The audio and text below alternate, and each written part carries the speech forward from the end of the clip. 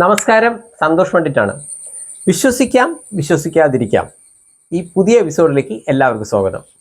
ഇന്ന് നമ്മൾ ഡിസ്കസ് ചെയ്യുന്നത് ലോക ചരിത്രത്തിൽ തന്നെ വളരെ അപൂർവമായ ഒരു കേസിനെ കുറിച്ചാണ്.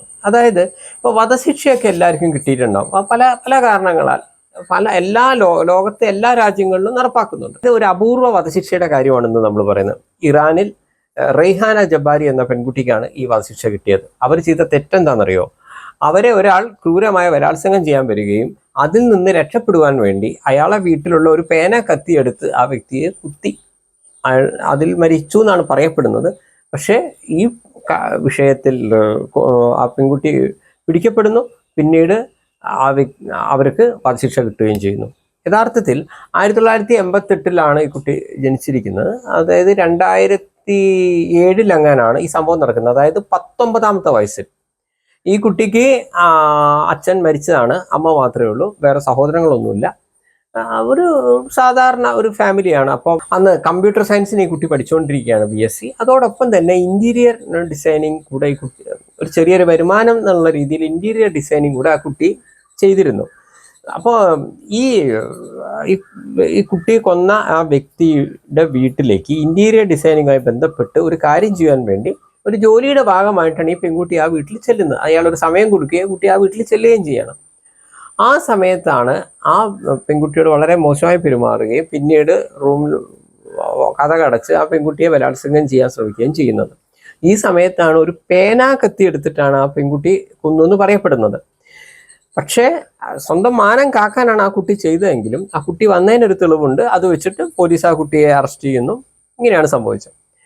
പക്ഷേ യഥാർത്ഥത്തിൽ അവർ പറയുന്നത് ആ വീട്ടിൽ തന്നെ യഥാർത്ഥത്തിൽ വേറൊരാൾ കൂടി ഉണ്ടെന്ന് ആ കുട്ടിക്ക് സംശയമുണ്ട്. ഈ കുട്ടി അവരുടെ ഷോൾഡറിലാണ് പേന കത്തിയോണ്ട് കുത്തിയത്. ഒരു വലിയൊരു നല്ല തണ്ടും തടിയൊക്കെ ഉള്ള ഒരു വ്യക്തിയെ താരതമ്യേന ഒരു 19 വയസ്സുള്ള ഒരു പെൺകുട്ടിക്ക് എങ്ങനെയാണ് ഒരു കൊലപാതകം നടത്താൻ പറ്റുമെന്ന് വെച്ച് നമുക്ക് കൃത്യമായിട്ട് പറയാൻ പറ്റുന്നില്ല.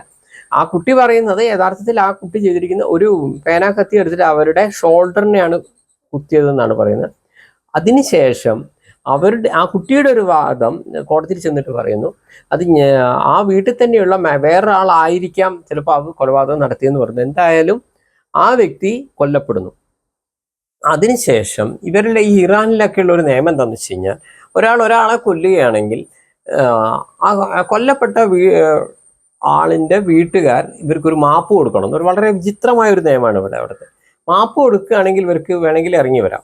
അല്ലെങ്കിൽ അവിടെ എനിക്ക് തോന്നുന്നു ഒരു പൈസ കൊടുത്തിട്ടൊക്കെ വേണേ വരാം. അതായത് ഒരാളെ കൊല്ലുന്നു, ആ കൊല്ലപ്പെട്ടവന്റെ വീട്ടുകാർക്ക് ഒരു നിശ്ചിത പൈസയൊക്കെ കൊടുത്ത് നമുക്ക് ഇറങ്ങി വരാൻ തോന്നുന്നു. അങ്ങനെയൊക്കെ എന്തൊക്കെ നിയമമുണ്ട്. അപ്പൊ ഈ കുട്ടിയുടെ കേസിൽ ആ വീട്ടുകാർ ഒരു കാരണവശാലും ഈ കുട്ടിക്ക് മാപ്പ് കൊടുക്കില്ല എന്ന് പറഞ്ഞു. അപ്പോൾ എന്ത് സംഭവിച്ചു? 19 വയസ്സുള്ള ഈ കുട്ടിയെ 2007 ഈ സംഭവം നടക്കുന്നത്. 2009 തന്നെ വധശിക്ഷയ്ക്ക് അവർ പറഞ്ഞു. പക്ഷേ ഇന്റർനാഷണൽ ലെവലിൽ തന്നെ ഈ വിഷയം ജനങ്ങൾ ചർച്ച ചെയ്യുകയും പല രാജ്യങ്ങൾ തന്നെ ഈ വിഷയത്തിൽ ഇടപെട്ടു.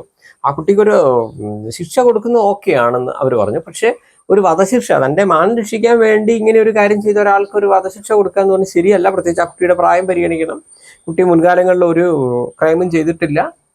ഒരു ഇന്റൻഷനലി അല്ലല്ലോ അവിടെ ചെന്നത്. അയാളെങ്ങനെ കൊല്ലണമെന്ന് കരുതിയിട്ടല്ലല്ലോ ചെന്നിരിക്കുന്നത്. ഈ കുട്ടി ഇയാളെങ്ങനെ കൊന്നുകൊണ്ട് ആ കുട്ടിക്ക് ഒരു ഗുണവും കിട്ടാനുമില്ല. ഇനി വേറെ രീതിയിൽ തന്നെ ഇനി കൊല്ലാനായി പോയതാണെന്ന് വെച്ച് കഴിഞ്ഞാൽ ഇയാളെ കൊന്നിട്ട് കുട്ടിക്ക് ഒരു ലാഭവും കിട്ടാനുമില്ല. ഇദ്ദേഹം ഇന്റീരിയർ വർക്കിന് വേണ്ടി ഈ കുട്ടിയെ വിളിച്ചതിനും തെളിവുണ്ട്, ഈ കുട്ടി അത് ചെയ്യുന്നതിനും തെളിവുണ്ട്. കുട്ടി പഠിച്ചുകൊണ്ടിരിക്കുന്ന വ്യക്തിയാണ്. അപ്പൊ ഇത്രയും കാര്യങ്ങൾ ഉണ്ടെന്നിരിക്കെ ആ ഒരു അഡ്വാൻറ്റേജ് കൊടുക്കണമെന്ന് പറഞ്ഞു. പക്ഷേ എവിൻ പ്രിസൺ എന്ന് പറയുന്ന ടെഹ്റാനിലെ ജയിലിൽ ഈ കുട്ടിയെ 2014, അതായത് ഈ കുട്ടിയുടെ 26ാം വയസ്സിൽ വധശിക്ഷ നടപ്പാക്കുകയാണ് അവർ ചെയ്തിരിക്കുന്നത്.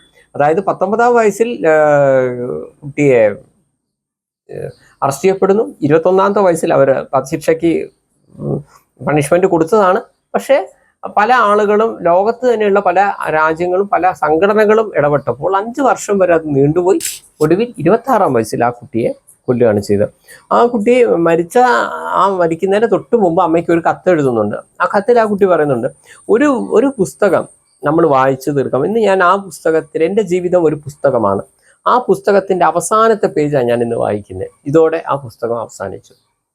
എൻ്റെ ശരീരത്തിലെ എടുക്കാവുന്ന എന്തെല്ലാം അവയവങ്ങളുണ്ടോ അതെല്ലാം ആവശ്യക്കാരന് നിങ്ങൾ കൊടുക്കുക.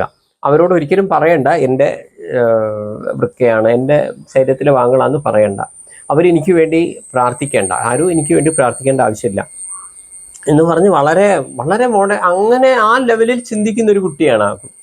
അത്രയും വിശാലമായി ചിന്തിക്കുന്ന ഒരു വ്യക്തിയാണ് റെയ്ഹാന ജബാരി എന്ന് പറയുന്നത്. ഈ സംഭവങ്ങൾക്ക് ഇവരെ അറസ്റ്റ് ചെയ്തതിന് ശേഷം എന്ത് സംഭവിച്ചു വെച്ച് കഴിഞ്ഞാൽ 2 മാസം വീട്ടുകാർക്ക് ആ കുട്ടിയെ കാണാൻ പോലും അവർ സമ്മതിച്ചിട്ടില്ല. അതൊക്കെ അവിടുത്തെ സിസ്റ്റത്തിന്റെ ഇതാണ്. കാരണം ഓക്കെ, അവർ ഇനി കൊന്നു തന്നെ വയ്ക്കാം, അവരുടെ വക്കീലിനെ അവരോട് സംസാരിക്കാനോ അവരുടെ വീട്ടുകാർക്ക് ജസ്റ്റ് ഒന്ന് പുറത്തുനിന്ന് കാണാനോ അങ്ങനെയുള്ള ഒരു സംവിധാനം. 2 മാസം ഈ റെയ്ഹാനയെ അങ്ങനെ തുറങ്കിൽ അടക്കുകയാണ് ചെയ്തത്. ആരും കാണാതെ തുറങ്കിൽ അടക്കുകയാണ് ചെയ്തത്. 2 മാസത്തിന് ശേഷവും അവരെ കാണിച്ചിരുന്നില്ല. അവസാനം വലിയ പ്രശ്നങ്ങൾ ഉണ്ടാക്കിയതിന് ശേഷമാണ് ഈ പെൺകുട്ടിയെ കാണിക്കുക പോലും ചെയ്തത്. അപ്പൊ ഇതിന് ശേഷം കഴിഞ്ഞ കുറച്ച് വർഷങ്ങൾക്ക് മുമ്പ് ഈ കുട്ടിയുടെ അമ്മ ഒരു പുസ്തകം എഴുതുകയുണ്ടായി. How one becomes a butterfly എന്നാണ് ആ പുസ്തകത്തിന്റെ പേര്. മകളുടെ മരണത്തിന് ശേഷം ഈ ഷോല എന്ന് പറയുന്ന ഈ കുട്ടിയുടെ അമ്മ ഇവിടെ ജർമ്മനിയിലേക്ക് പോയി. ഇപ്പം അവിടെയാണ് താമസം. അപ്പോൾ വിശ്വസിക്കാതിരിക്കാം എന്ന ഈ എപ്പിസോഡിൽ ഞാൻ ഈ ഒരു വിഷയം എന്തുകൊണ്ട് ഉൾപ്പെടുത്തി എന്ന് വെച്ച് കഴിഞ്ഞാൽ, റെയ്ഹാനയുടെ ഒരു കേസ് എടുക്കുകയാണെങ്കിൽ സത്യം പറഞ്ഞാൽ ഒരു ജനാധിപത്യ രാജ്യത്ത് ഒരിക്കലും ഇങ്ങനെ ഒരു വധശിക്ഷ ഒരു പെൺകുട്ടിക്ക് കിട്ടില്ല. ഈ ഒരു സംഭവത്തിൽ അത് ഏത് രാജ്യത്തിലും കിട്ടില്ല. പക്ഷെ ഒരു കൃത്യമായ ഒരു നിയമമാണോ ഇത്? കാരണം അതിന് ഒരുപാട് ഡൗട്ട്സ് ഇതിലില്ലേ.